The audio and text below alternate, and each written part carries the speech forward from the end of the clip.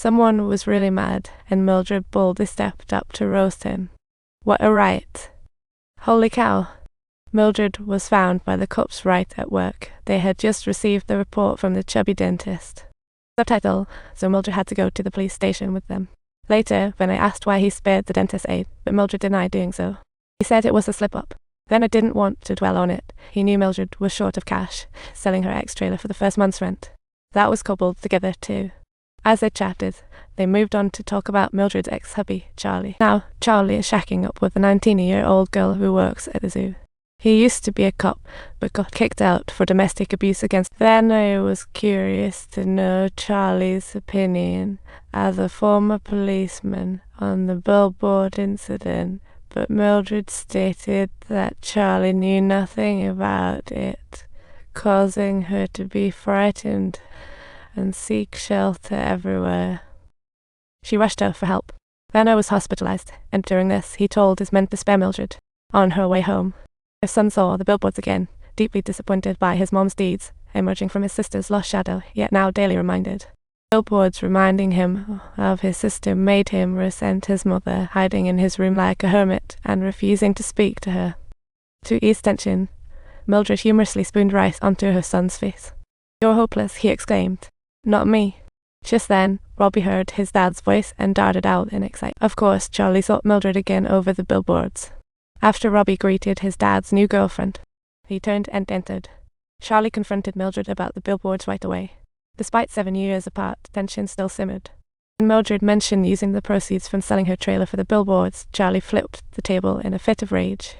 Just then, his new girlfriend walked in and was terrified by the scene. She quickly claimed she needed to use the bathroom, and then the father and son neatly set the table back up. Before departing, Charlie told Mildred their daughter had said a week before the incident she wanted to live with him, as she couldn't bear Mildred's temper. After all, it was a clash, and Mildred felt even worse. That evening, Dixon talked with his mom, who inquired about the grieving mother. Dixon replied that the grieving mother was a total wreck. So his mother suggested he start sabotaging Mildred through her friends. Hearing his mother's plan, Dixon was stunned for a moment. The next morning, as Mildred headed to work, she found a note left by her friend at the door. Subtitle, Mildred was furious at the news of his arrest, rushed to the station, knowing Dixon did it. Sure enough, Dixon got arrested for illegal possession of narcotics, boasting in front of Mildred that he and the judge made sure he wouldn't get bail. Mildred, unable to work, went to the billboard where her daughter died to tend the flowers. Just then, she noticed a little deer not far away, which seemed unfazed by her presence, wiggling its head and tail. Eventually, the deer wandered off, leaving Mildred unable to hold back her tears any longer. In the afternoon, Mildred visited the advertising company. As the first month's lease neared its end, she couldn't pay next month's rent, so Vale urged her to drop the billboards. On the other hand, he had recently learned that Venner had cancer, which might explain his willingness to compromise with the precinct, but Mildred was determined. Just then, the secretary rushed in, waving hands excitedly, saying a Mexican youth had just brought a large sum, with a note to cover Mildred's next month's ad fees. Upon hearing the news, Mildred beamed with joy and asked Vale to write her a receipt. He had no choice but to comply. He went downstairs, kissed his wife on the couch, then went to the barn to pet his 2 beloved horses and stepped outside, where he decided to put a black bag over his head, which read, "Don't take it off." He called those punks, then shot himself. Back home, his wife seemed to sense something was off.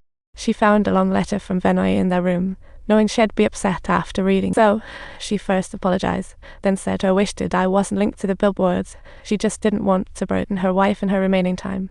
Plus, she couldn't bear the coming month's pain, knowing her wife would be heartbroken. She still comforted her wife to be strong, as it was her best option. She hoped her wife would care for the kids, vowing to wait below. Anna's passing hit Dixon hard, and she hugged her co-workers tightly, crying her heart out. After calming down, Dixon drew her nightstick, broke Vale's door glass, and went upstairs. She knocked Vale down with the butt of her gun, then used her nightstick to smash the glass, tossing Vale out the window, leaving him badly bruised.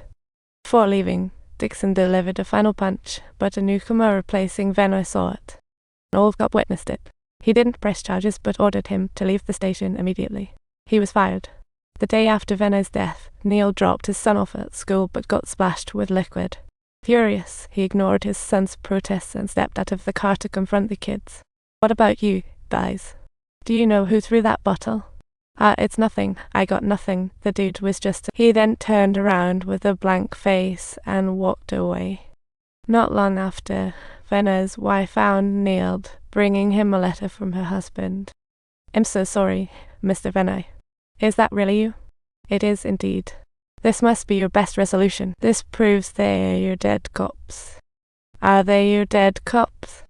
Your dead cops. You're a dead cop now. How sad. Are you insulting me? No, I'm condemning you now. I just came to give your letter. My little girl is in the car now.